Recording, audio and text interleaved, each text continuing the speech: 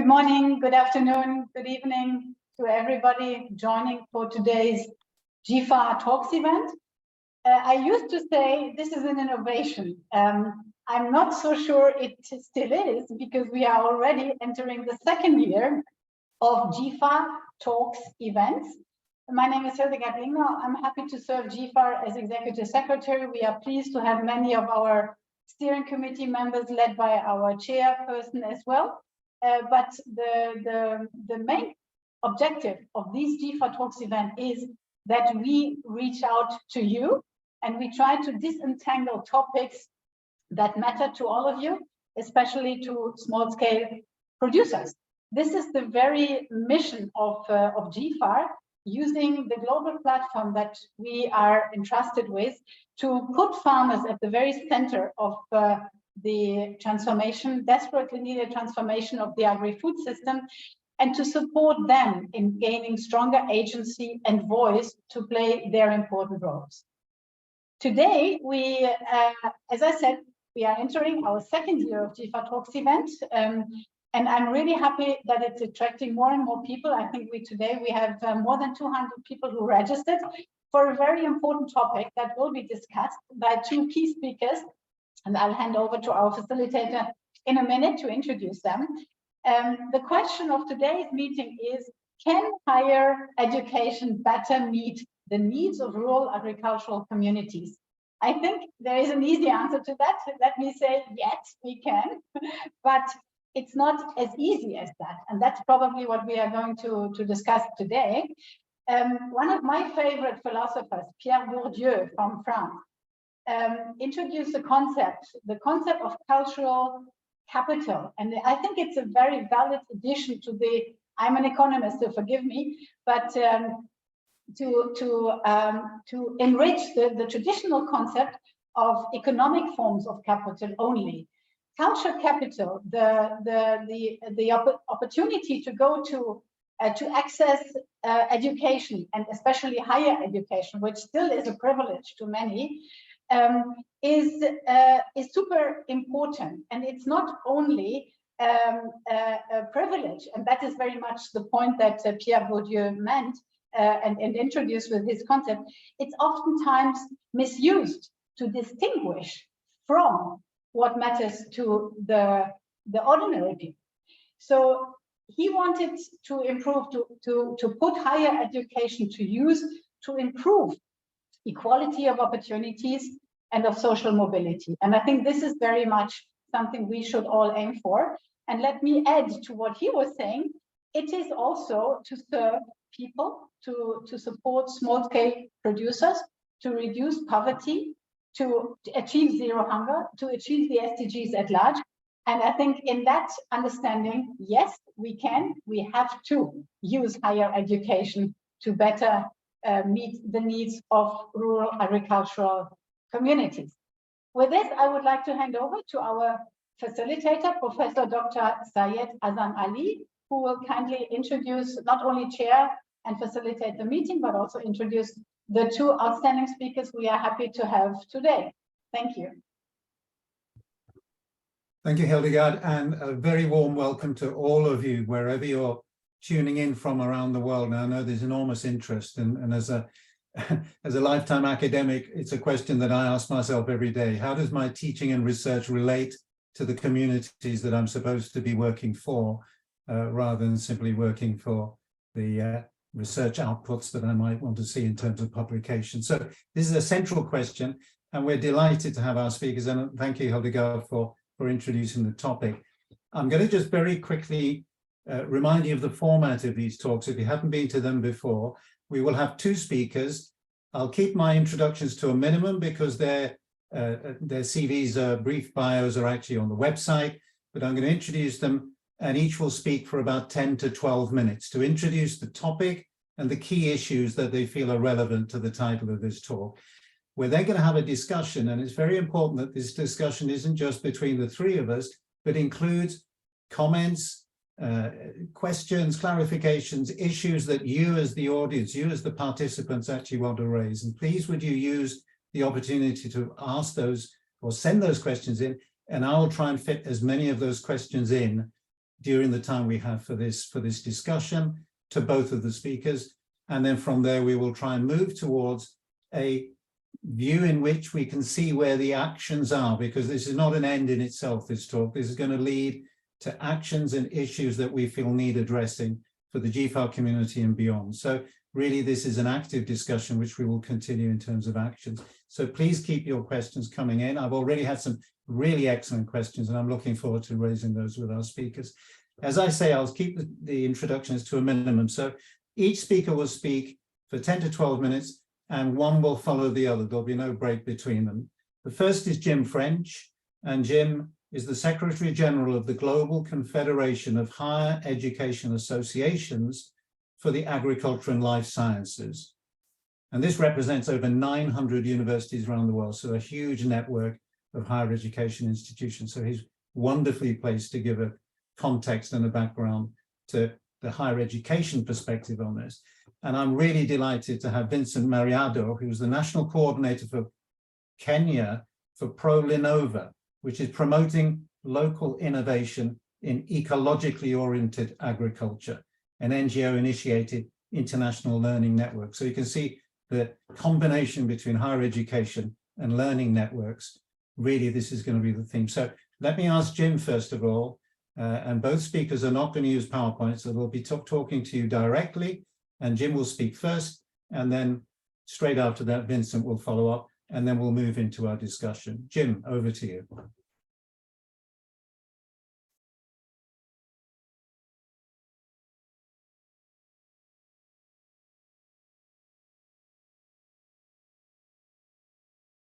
Jim and Syed, you are both muted. I'm sorry.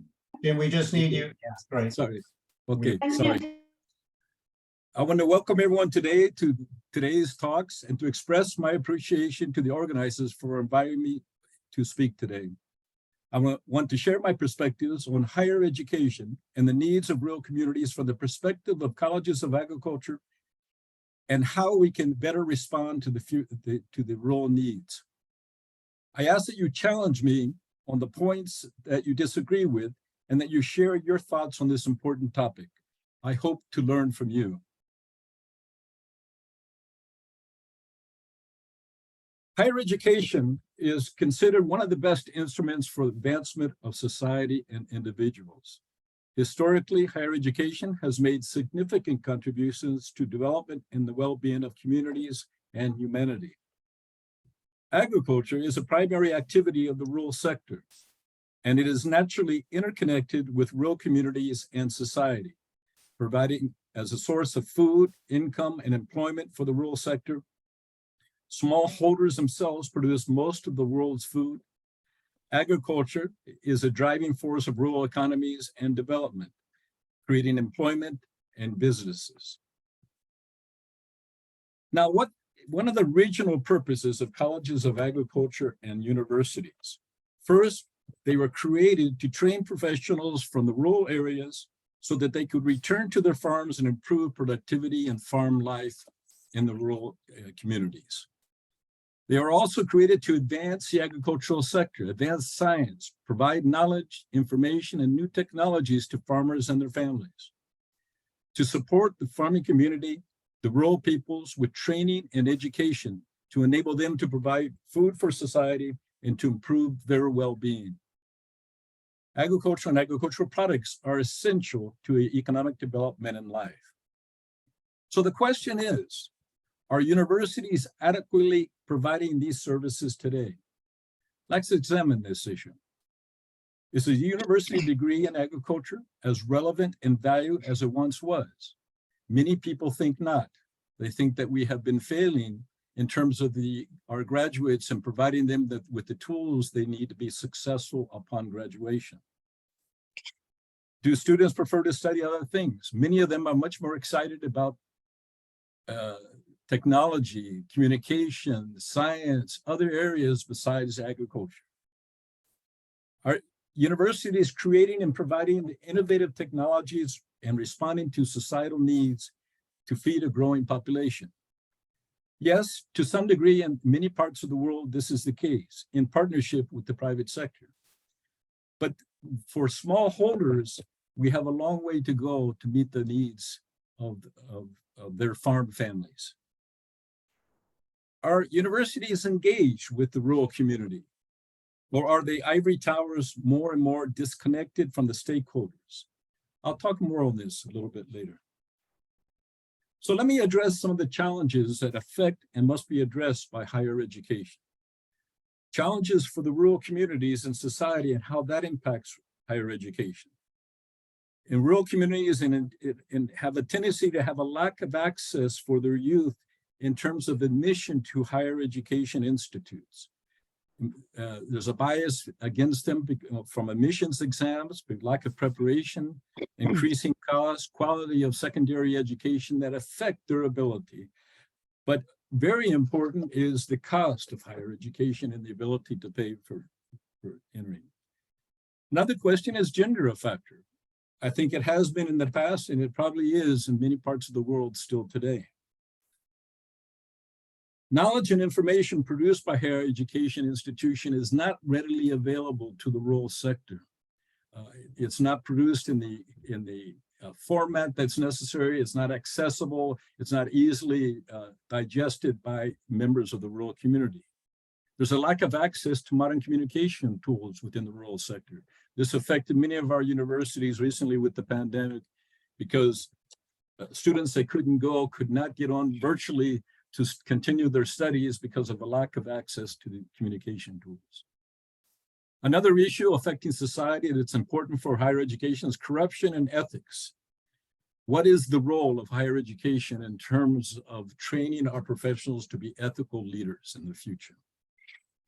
And also access to resources for the rural community, for business and economic development. Are they available? Are there higher costs involved in accessing those by members of the rural community?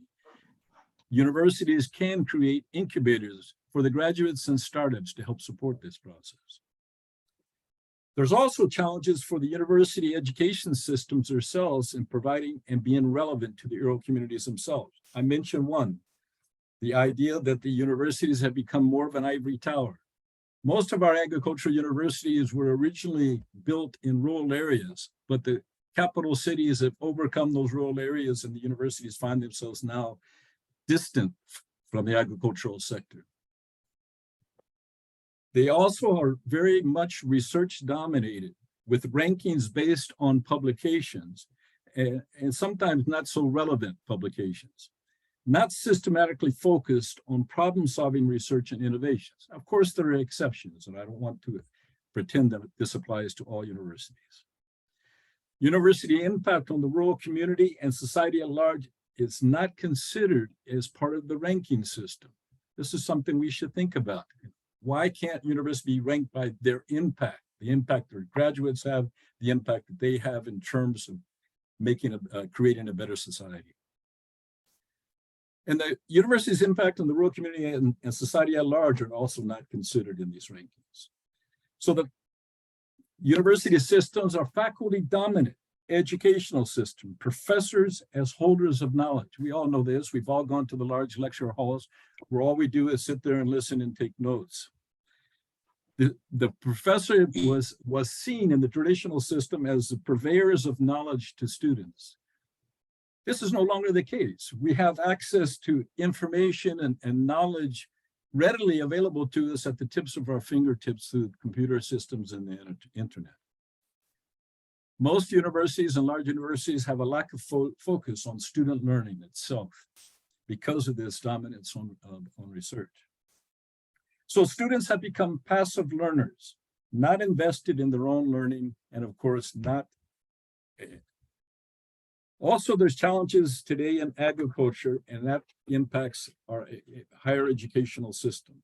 Agriculture today is an extremely complex system, and the educational model must incorporate many, many factors: environment, natural resource degradation, climate change, sustainability, the close interaction with and management of biological systems. The modern agricultural technologies and innovations depend on diverse sciences and are rapidly changing and are complex.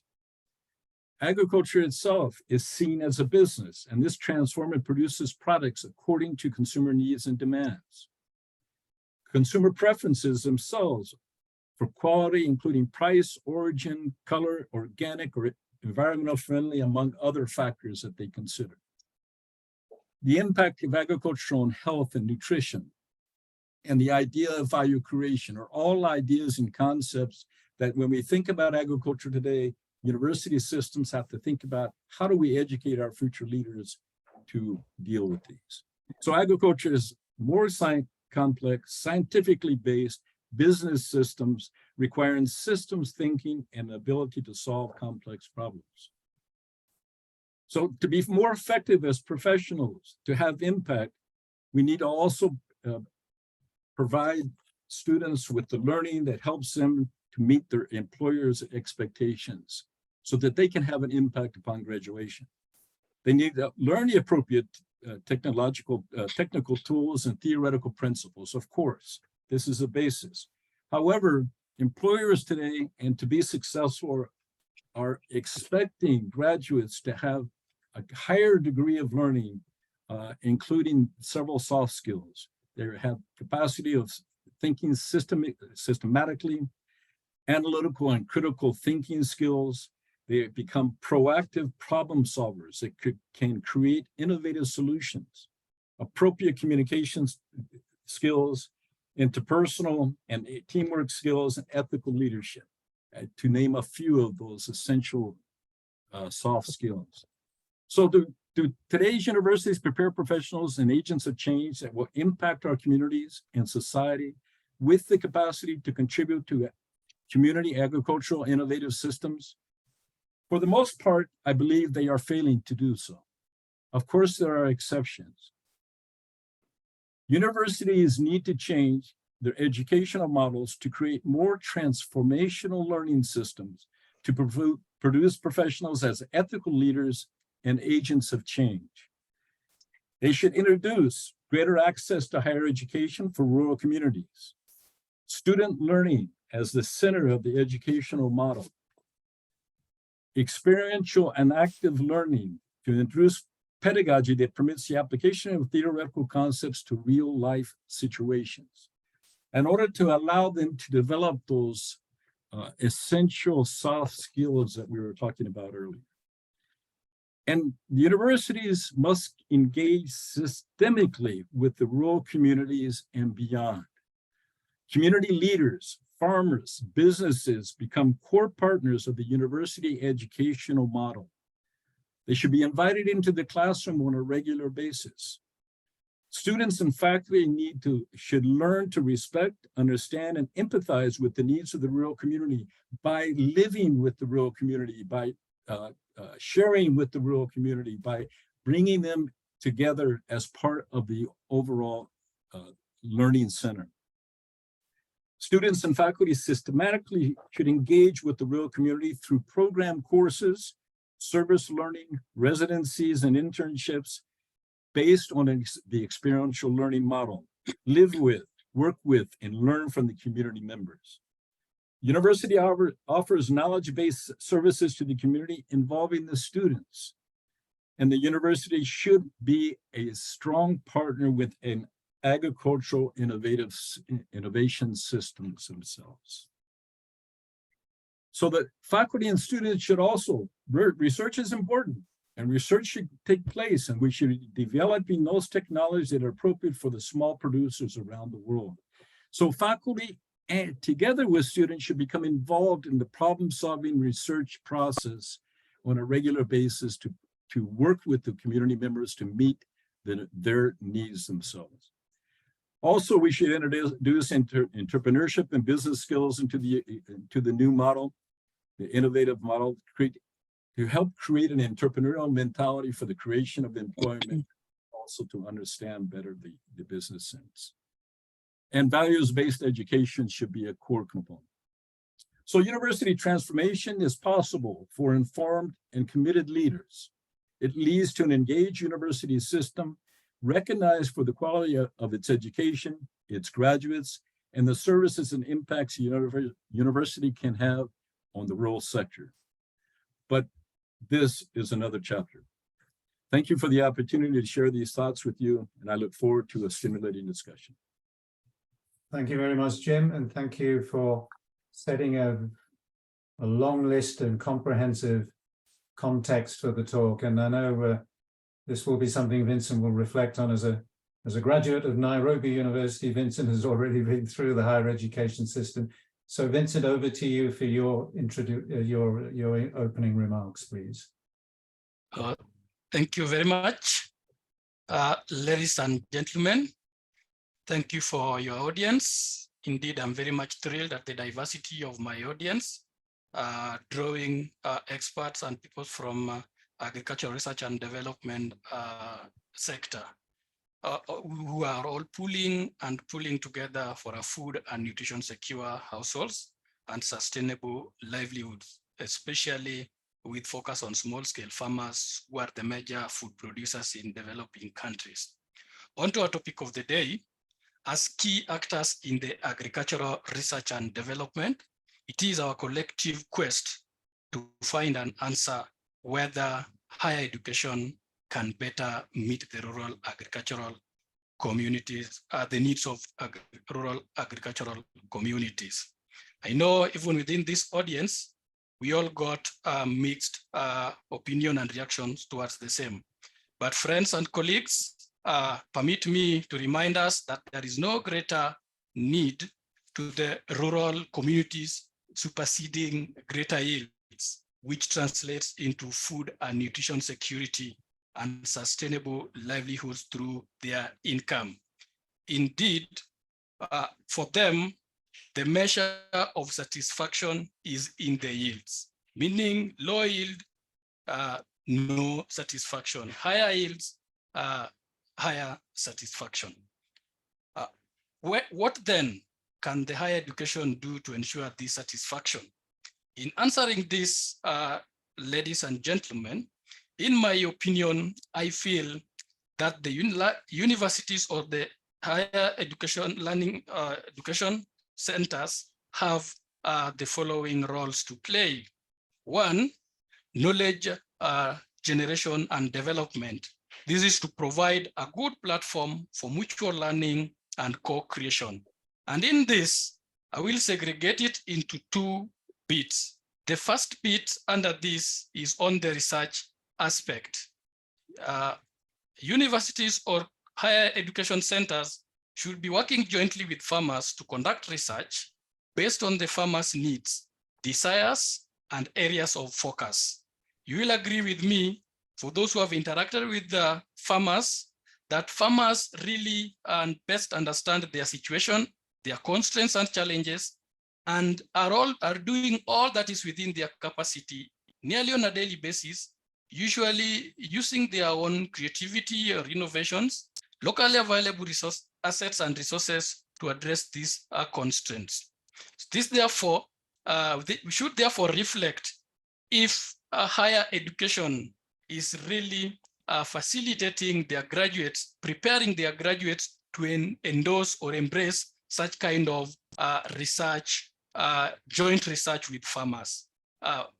Part B, under research, under knowledge generation and development, higher education centers should empower farmers through injecting attitudinal change in their students. Oftenly, we realize that researchers, educators, and extensionists in most cases assume that knowledge is generated and developed in colleges, universities, and research institutions, forgetting that farmers always generate their own knowledge every day for their own survival based on their local needs and local context, which in most cases are always not a matter of trial and error, but indeed very, very, very specific to the challenge at hand. It is therefore very important for the higher education centers to inject this attitudinal change by a change of attitude by the academicians or their scholars, or even the agricultural research and development professionals, in order to enhance their continued relevance to the rural agricultural communities. Allow me, ladies and gentlemen, to give you a personal life story.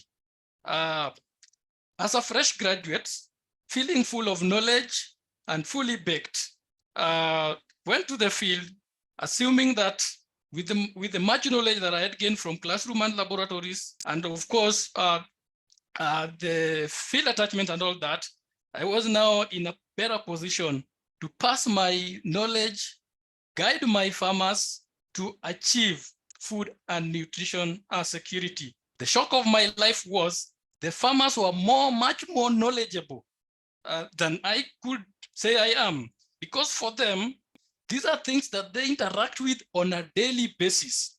They face these challenges on a daily basis. They know better their agroecological needs and conditions, and therefore coming up with practical solutions to these various challenges. But as a fresh graduates, we are coming with, in most cases, I'm sorry to say this, but theoretical solutions learned in class, learned in lecture halls, learned in laboratories, assuming that they best fit the need of the rural communities. It is therefore very, very important, having learned this firsthand, that the higher education centers to inject an attitudinal change in their students whom they are churning out to be the extensionists, to be the guides to the farmers, to also embrace that indeed farmers have knowledge. Number two, there is need for the higher education centers to close intergenerational gap to ensure responsive future farmers. In doing this, I may say that they can do this. I propose that they can do this in three ways, sorry. The first one is to use students to work with farmers, especially postgraduate level. We know that postgraduate students at master's and PhD levels, they normally undertake various projects for their thesis and all that. There should therefore be a collaboration between learning institutions, rural agricultural communities, and other development partners in establishing linkages between students and farmer innovators. This, to me, will mold future development professionals who are open to engaging with farmers, with small-scale farmers, and this will actually contribute to greater recognition by academicians and formal researchers of the important role that farmers also play in creating knowledge. To summarize this, I would therefore propose that even these students, they should perceive or view these small-scale farmers or rural community farmers as co-creators of knowledge, but not as recipients of knowledge. Number two, there is need, therefore, also to incorporate practical units in the university syllabus that will enable students to better undertake and learn from farmers so that they know how to support them. It is indeed very, very important, or it is a common principle that for you to find a cure to a problem, you must have the best diagnosis. It is therefore in this line that the universities or the institutions of higher education should be having a course in farmers learning studio that exposes their students to farmers, and they rewrite reports at the end of the course rather than focusing only on writing exams. In addition, these units should be periodically revised and assessed frequently, as small-scale farmers are usually dynamic and in their practices and ways of operation. And in most cases, you will agree with me that even with the climate change, the constraints and the challenges that farmers face are also changing from time to time. That therefore calls for the periodic assessment and revision of these units so that they meet the current situations. And finally, on closing intergenerational gap, for responsive future farmers. Therefore, normally we have universities and other institutions having the attachment and internships. But you will agree with me, ladies and gentlemen, that during students' attachment and internship, focus is usually on organizations such as the Department of Agriculture, such as Department of Livestock, such as NGOs, such as well-established institutions, agricultural research and development institutions. Those are always the focus. But then, can't we ask ourselves this question? Why can students be attached to a group of farmers? We have an institution sending their students on attachment or internship, not to those other ARD institutions, but specifically to group of farmers, to farmers association or organizations, to farmers cooperatives. Can that be achieved? Can the universities try out that? Having said all that, in my conclusion, I started by saying that even in this audience, we have mixed opinions, mixed reactions to the question or the topic of the day. But I believe that higher education can meet the needs of rural agricultural communities. However, this can only happen if these institutions recognize the rural agricultural communities to have a capacity to create knowledge and to innovate in response to challenges, to the constraints that they are always facing in their respective locality and context. It is therefore very important that a paradigm shift is required where the farmer's capacity to innovate is recognized and deliberate efforts are taken to empower these farmers to continue enhancing these innovative capacities in a platform of co-creations of knowledge.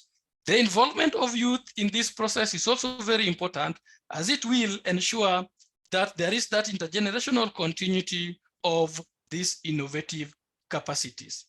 Thank you very much.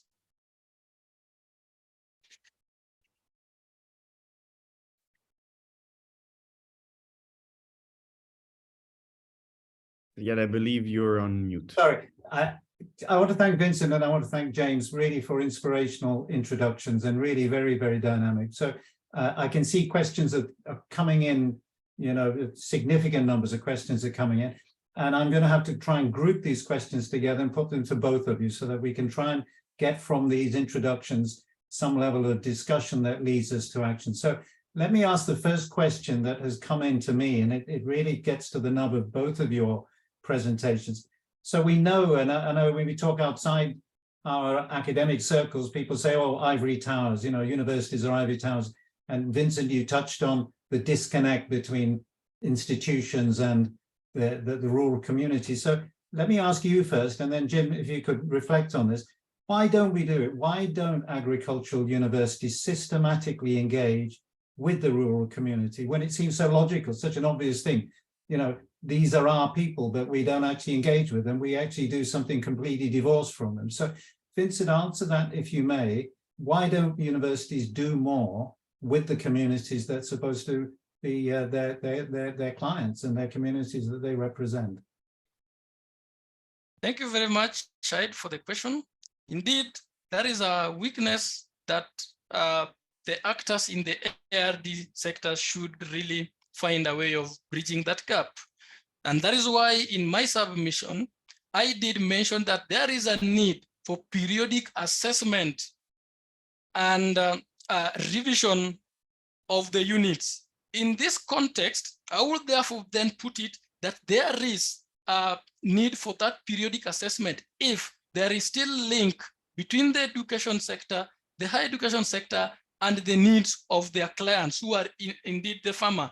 If I feel that what is missing is that information, that assessment has not been done to really establish or weigh out if indeed farmers are gaining from the students that the universities are churning out to go every year to work with them. Indeed, I think therefore there is a need for a robust discussion for a symposium or any kind of engagement that brings together the university sector and the farmers organization in a neutral platform to really establish this particular link and point it out. There is indeed a need of revising or kind of retooling the methodologies that the universities use against the expectations and the needs of the farmers. For instance, universities or education sector, higher education sectors believe in technology transfer, technology or knowledge transfer. And that is the methodology that they've been using and impacting on their students. So even the graduates, as they go out, they have that mentality of passing down the information. But with the dynamics and with the new revelations, we've realized that indeed farmers are actually innovating and no longer believes in the technology or the knowledge transfer, but are indeed being part of the community of co-creations of knowledge. So I think there is that particular gap which indeed should be bridged. Thank you. Jim. This is a very good question, and there's really many and multiple reasons why this. But I think one of the primary reasons is that the universities, and particularly the larger universities, have become more and more distanced from the rural areas because of the population growth around the universities, etc. So it becomes much more costly in terms of time for faculty members, in terms of transportation costs, in terms of organization, for the universities, for the professors to take their students out to the community themselves and interact with the community. However, I also think it's a matter of university policy. The university leadership has to make a specific decision, is that we are here to work with our community. We are here to serve our community. So we need to build these efforts systematically into our learning system and our learning model for us to ensure that this takes place. And of course, part of this, and a lot of researchers do this, but part of this is the actual recognition, as Vincent very well pointed out in some of the other comments here in the chat, that producers and farmers have knowledge. They have greater understanding of what the reality is of their situation. So we can learn from them. So we have to work together with them to identify and look for solutions to their problems. And that requires us, even as researchers, to be more directly and specifically interacting with the community. The one example, one pilot university that we work with in Haiti, for instance, it's in the middle of the capital city, Port-au-Prince, and the dean of the College of Agriculture made the conscious decision to move the faculty of agriculture to the rural areas. And he's right now in that process. He's looking for financing and support, etc. But they're actually moving everybody, the faculty as well as the campus and facilities, etc., out into the rural area.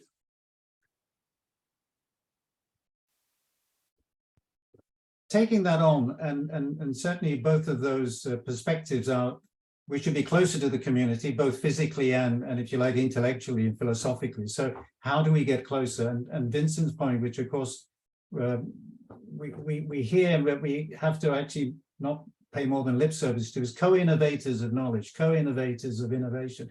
If that's the idea that, I don't teach very often, but yesterday I taught all day. And of course, I prepared lectures. That means there's a curriculum and there's the materials that I use, and I prepare the lectures and I give a lecture, but we don't have the equivalent from communities. Where is the documentation on innovations? Where are the learning experience that people like Vincent and Prolinnova have?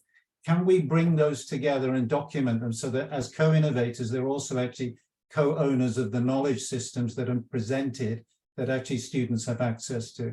And again, Vincent, how does Prolinnova provide your expertise and experience that we can actually transfer into an agricultural education setting?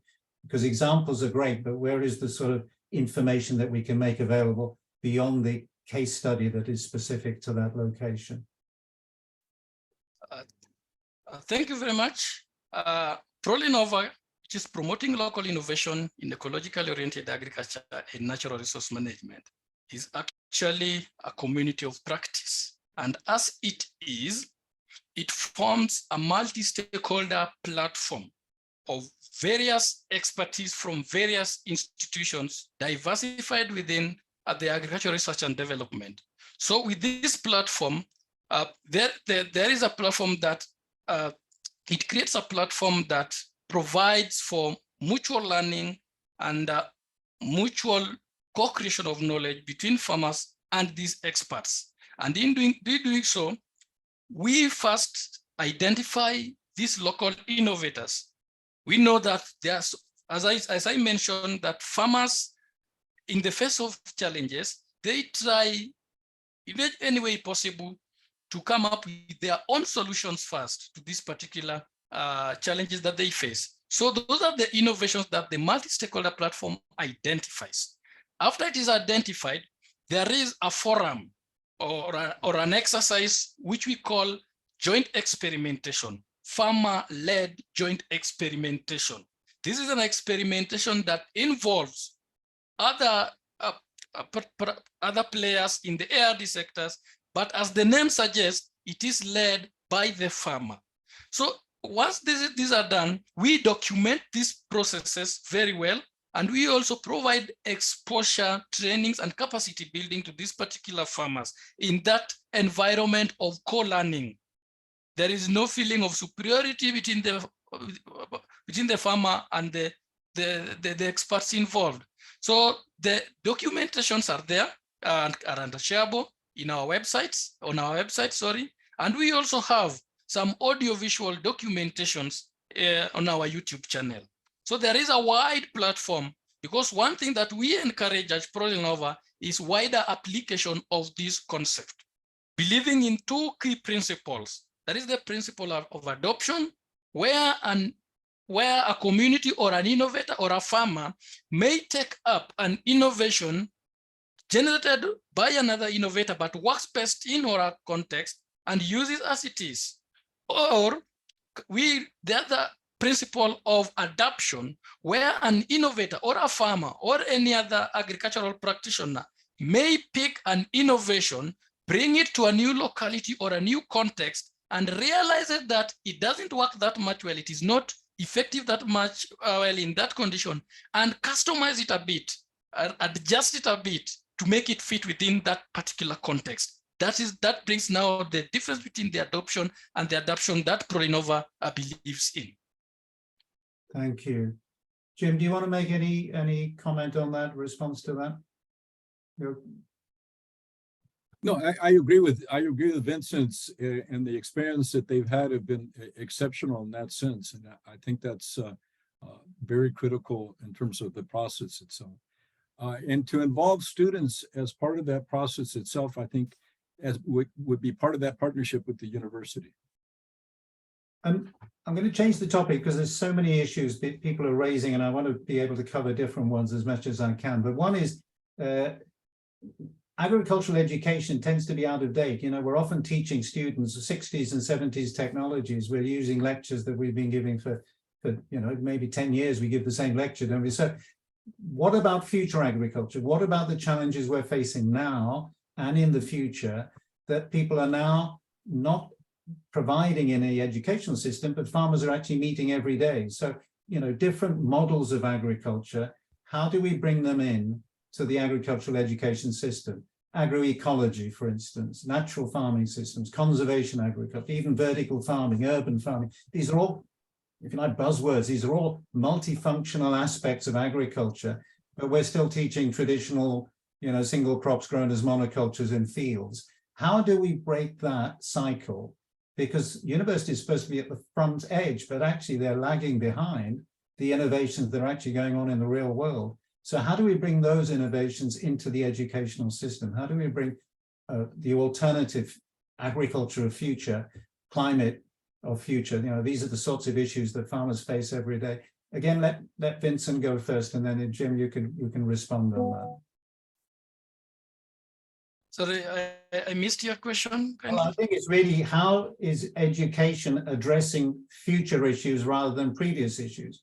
it's no longer sufficient to just teach, sort of conventional monoculture farming. So do you have tools that we can bring that address issues of agroecology? And you talk about it in your community, but do we actually have materials that we can use in teaching materials that students have access to that bring these alternative visions and alternative models of agriculture into reality? I believe that universities or higher education centers are rich in materials that can facilitate that kind of learning. However, I think that, like I said before, there is a disconnect between the vision of these institutions and the needs on ground.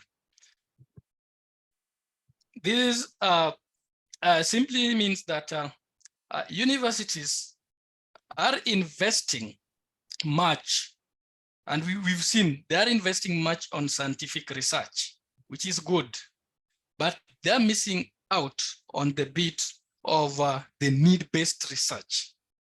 And I can tell you that the need-based research is never in the laboratory, neither they in the lecture halls. The need-based research there with the farmers on the field. So therefore, with this investment that they have, if they could simply retool it a bit to align it with the needs of the farmers, conduct more kind of fairs within their institutions to bring together more, to collect more information on how best the university can meet the needs of the farmers, then I think that will be a good deal, not only to the universities, but also to the ultimate consumers of the university's product, which are the farmers. Thank you, James. Jim. Yeah, thinking about this again, there's so many different parts of this overall issue. One is policy and university policy, rewards, and rewards given to faculty for the type of research or the impact of the research. But I will argue that one of the key transformations that we have been talking about is the creation of the experiential learning. And as an experiential learning, within the experiential learning, the role of the professor changes. The role of the professor is not to give all their knowledge, because as we get older, our knowledge becomes older and maybe we're not updating ourselves, whatever. But the role of the professor becomes as the facilitator of learning, to create a learning environment, to ask those questions of your students and guide them through the process of discussing and analyzing and exploring new and different ways of doing things, allows you better to introduce all of these other areas of agriculture that are becoming more and more important in terms of the population demands, in terms of the rural community and their needs, for instance, etc. But another way also is for the university to specifically change. And some of the universities that we work with, for instance, are now called the Departments of Innovations and Sustainable Agriculture. That sends a clear message that they should be looking more at issues of how to become innovative and how to change and become more sustainable in terms of our systems. But it involves challenging your faculty and rewarding them for going outside the box. And if you're hooking them up with the community, automatically they're going to have to start working and thinking about these issues. Yeah, you picked on the key thing that academics respond to, which is the reward system. And if the reward system is going to be high impact journal publications and they're being told to do something else, it's very, very difficult to change that mindset, because they're really not seeing it as an academic and personal benefit to them.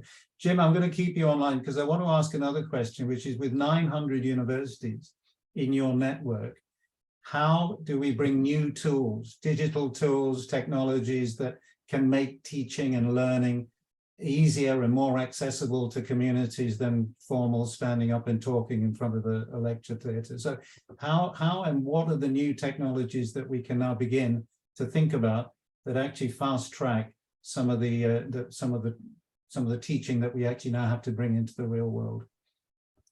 I'm not sure I'm the best person from the educational sector to think about this, but this is an issue that the universities have been wrestling with, particularly during the pandemic. They were talking about it before the pandemic, but they were forced into this within the pandemic, and to look for those tools that allow you to become more of an active facilitator of the learning process, to create discussions, analysis, and not just be your traditional lecture, for instance. And I'm not aware, I can't name off a lot of the tools that are available, but I know that the academic community is looking at this more and more, for instance. One of the professors that we have worked with very closely, University of Wisconsin, who is rewarded for his work in terms of research in pedagogy, is also, and is very key towards experiential learning, and has also been thinking and working with this as well. Okay. I want to again change slightly the topic, but it's really an important one that we have to address both as practitioners and as teachers and researchers. But young people who have been traditionally put off going into agriculture, and certainly going to agricultural education. And I think it's to our shame that in the UK, there is now no degree in botany in any university. You know, this is really, you know, no one is learning plant science, and that's a very alarming statistic. But how do we attract young people both into the practice of agriculture and through that, the education and research related to agriculture? Vincent, what are the challenges for you in terms of attracting youth and attracting women and attracting people who have perhaps not come from an agricultural background into the area of food production and nutrition? One key thing is attitude. There is a mentality among the youth that agriculture, let me say, a dirty job. You soil your hands. And, you know, the current trend, youth don't really fancy that which is tedious. So there is a need for that change in attitude, some awareness or some sensitization, but all the aspects of agricultural production that is not only about soiling your hands, going deep into the mud and all that, but there is a lot to agriculture done to just mere labor or the laborious thing that agriculture comes with. So I think that the main thing here is about attitude. Then two, I think there should be a need to digitize also farming, because you see, if youth are really influenced with digital issues. So if farming can be digitized a bit, then that can be enough insensitive, allow me to call it so, to bring farmers, youths into the farming fold. So to me, I think my main challenge, if asked, my main challenge or the main thing is attitude. My solution, digitize farming. Excellent. And of course, embrace their innovative approaches that they also have. So if you embrace them, they feel part and parcel of the family, and that makes them very comfortable within the agricultural research and development family. Thank you. I knew this would happen. We would run out of time just at a really fascinating part of the discussion, but I want to leave each of you with a last word before you were asked to give the talk. And I thank you both very much for actually contributing so much to this and agreeing to speak. If there was one message that you wanted to convey to the group that's here, please would you sort of give yourself a minute to do that, and then we'll come to a concluding comments from Ravi. So Jim, is there one message you really want to leave us with that is going to be a take home that we can take with us and think about after this talk? Yeah, I'm going to refer to your last question. Agriculture today is one of the most exciting professional careers that is available. It's scientific based, it's electronic based, it's communications based, it's business based. If you create an exciting learning environment, you're going to attract, and we can demonstrate this, you're going to attract more and more youth from the rural areas themselves, taking into consideration and supporting their process so that they can return to their communities and make change. Thank you. Vincent. Thank you. For me, the message that I will drop home is to ask the players in the agricultural research and development sector to really embrace farmers, especially small-scale farmers, as co-creators of knowledge, not as recipients of knowledge, and embrace them in whichever way possible, whether joint research, whether joint co-creation of this particular knowledge for a food and nutrition secure society. Let us recognize them. Let's value their and embrace their invaluable contribution that they make on a daily basis to ensure that the world is kept healthy and well-fed. Thank you. Thank you. That's an enormously powerful message to finish on. I wanted just two things. One is, as you were listening, I'm sure everyone will say, I wish I could have recorded this and listened to it again, because it's unpacked so many things. Both of our speakers have touched on all the big issues, and of course they need following up.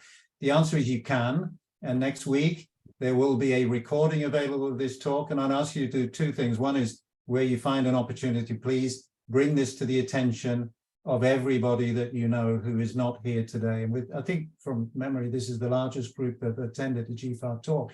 But please, those who didn't attend, please use the link that Esther will provide on Monday to the video of this talk and the discussion. And therefore, please spread the word and see how many people you can connect with who would be interested in this. And the other is, please keep in touch so that we can carry on this discussion. I have to produce, which is going to be a real enjoyable challenge, a think piece that comes out of the talk, and I'll try and reflect a lot of the issues that were raised today. But if you have other points you want to raise offline and just drop an email or send it to GFAR or to me, then we can actually include some of your issues that weren't covered today. As a last request, before I hand it to our chair, Ravi Kautapal, for concluding remarks, can you just keep your cameras on just at the end so that we can get a group photograph of everybody who's attended this excellent discussion and talk today. So with that, let me thank all of you for attending from wherever you are, Costa Rica through to Kenya, at least for our speakers, and much further afield, I know, for others. And I'm going to hand over to Ravi for his concluding remarks. Thank you, Ravi. Thank you, Syed. Thank you, everyone, and especially thanks to Jim and Vincent for excellent presentation and for the last messages they have given. Well, I've been listening with a lot of interest, and what I found was we are going back to the most oldest higher education institution, which was dynastic Egypt, which had established, followed by this Aristotle's Lyceum and then Pluto's Academy, and you take the Nalanda Academy, and so also the Han Dynasty, which had those Confucian classics. We are actually resorting to that. We are going back to that, which is very important. And I'm glad we are coming to that, because we are lost in the era of technology and fast-paced agriculture and precision agriculture without precision thinking. Well, having said that, let me say, the presentations if I have to quickly sum up what Jim has mentioned initially, was a lot of contributions of agriculture, contributions of higher education, but the challenges, a lot of gaps he highlighted on the access, on the cost, and so on. And he talked about universities becoming ivory towers, giving more importance to impact factor publications than impact on the ground, which we should be seeing, for which normally scientists are evaluated, and so on. Vincent gave a beautiful account of the importance of the farmers, to bring them in knowledge generation, co-creation, and a good system of Prolinnova, which they are following in their context, which was really something very pleasing to ears to know. Now, the point I would like to make is, based on discussions which we have had, I would say a few points. I'm not going to repeat what was discussed. Number one, UN is not giving any importance to higher education. The UN organization meant for education is UNESCO. We in APARI were the first one to approach UNESCO 4 years back. I talked to Jim the other day to have something on the higher education transformation thing relating to the SDGs and all, and it never saw light of the day. Because agriculture, they say something, like put on a second grade. Though we may say agriculture is economy, farmers are everything, let us accept the reality. At the top level in UN, there is no focus on education. There may be some little bit focus like we are doing here in FAO or here and there, but no national global focus on that. That is one thing I would like to highlight, a big gap on the higher education. What is higher education? Higher education is a tertiary education, which ends up with an academic degree. Now, if you look at higher education, we have talked a lot how the professors should be, how classes should be, how there should be practicals, and so on. But let me be honest, I also went for higher education. Most of you have gone for that, I'm sure. What happens when you go for higher education? As you go for higher education, you look for more lucrative jobs. None of us have talked about the employment. Reaching to the farmer is not considered very sexy in developing countries. Let me be honest on that. Because it's a different kind of life you are going to have. You just will get some few very passionate students or someone with a village background. So the point here is, which I want to make, which was also mentioned indirectly, is the change in attitude of the students, which is very important, not only in the change of attitude of farmers. Because working with the farmers is entirely a different social science you need, apart from the knowledge on agriculture science and innovation and everything. And we often forget that, what we call the functional capacities, we don't have. We don't focus on it. Similarly with the human doctors, how many medical doctors, if you see in the remote areas in Thailand where I'm living, or maybe in India or Malaysia, they're not willing to go and work there. They are happy to have a big clinic in a big urban city to earn more money. So all those things we should not forget when we talk of a lot of need for digitalization, this and that. Something very basic we need to do in terms of transformation in higher education learning. Apart from that, what Syed actually mentioned very clearly during the discussion was the how part. There had been a lot of philosophical points which came up. How part, that how part is not documented. How many have we all are saying we should take co-create, we should have farmer knowledge. Where is the inventory of the indigenous farmers' knowledge? Have we captured that? Are we capturing it? Are we making the farmers feel important so that we can mainstream them with our whatever little education we have to get our degrees and all, so that we can zoom the importance of their day, as was said by Vincent also, every day farmer is creating new knowledge. Where is it? Documentation, as was mentioned by Syed, I think is very, very crucial. And that documentation, I believe, is something we should think of from the global organizations, of capturing farmers' education, and then see where the students or the university knowledge can supplement or complement. And then that is the real co-creation of knowledge. We need to really capture the farmers' knowledge somewhere. It's generally lost. Generally not there. Having said that, I would say we cannot stop farmers from becoming entrepreneurs nowadays. To have startups, we never talk of startups for farmers. Higher education actually for me should be really focusing on where you pick up a few farmers and make them entrepreneurs in agribusiness or any domain. This will have a lot of regional context. There'll be no universal global theory to it. If you work in Africa, North Africa, South Africa, or South Asia, Southeast Asia, it will be entirely different.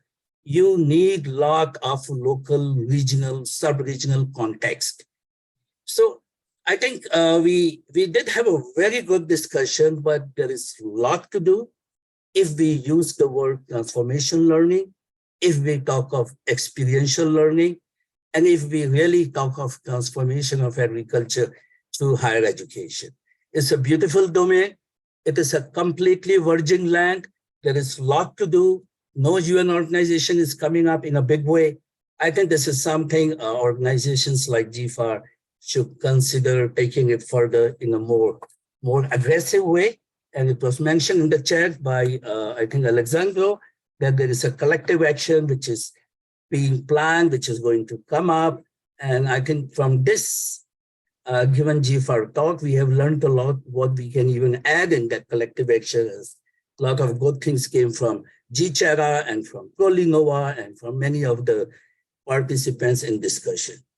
I would like to stop here. I don't want to give a lecture here, but before stopping, let me thank Vincent and Jim profusely for really summing up so well all the concepts of GCHERA and Prolinnova. I think we set the ball rolling and so many questions and answers. And I especially thank Syed Azam Ali for your very fine sense of keeping people busy in the discussion with the right questions, very analytical, very focused. That was really a pleasure to be a part of it. And definitely, I would like to thank Hildegard for having conceived this GFAR Talks, which I think is doing quite well. And here I would be failing in my duties if I don't thank people behind the scene like Charles or Fernando or Eduardo and Eva, who had to do everything to make it a success. I think it's a real teamwork, real collective action by GFAR Secretariat that we could have a very solid GFAR Talk. Thank you, one and all. I stop here.